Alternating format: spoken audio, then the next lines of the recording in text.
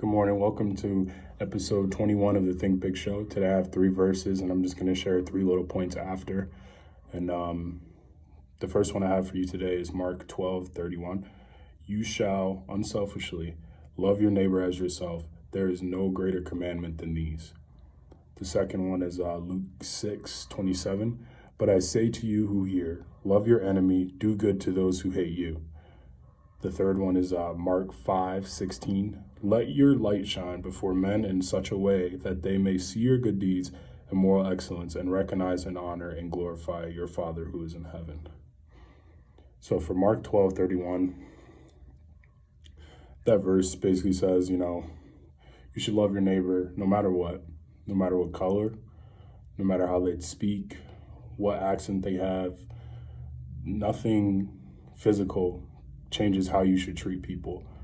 You should always treat people with respect. You should always treat people the way, you think Jesus would treat somebody.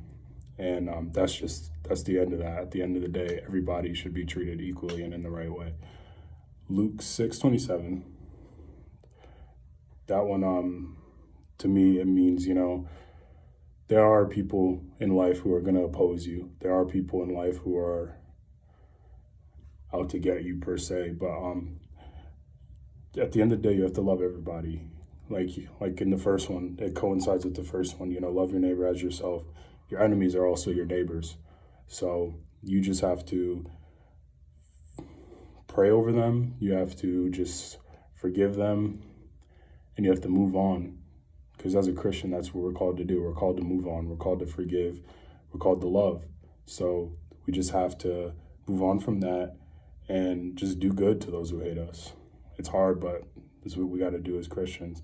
And Matthew 5:16, for me, it means, as long as we have good moral excellence and we do our good deeds and we shine our light to everybody around, they'll see that, and most of the time they'll replicate it because they're like, wow, this guy's so positive. This guy is, he's helping people out. This guy is like, when he speaks, he's not speaking nonsense. He's, he knows what he's talking about.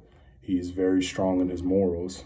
And people love to see people like that, people that love to lead, people that are, good and think right and have the right, core values. And people love to see that. So today, I'll just leave you with those 3 verses.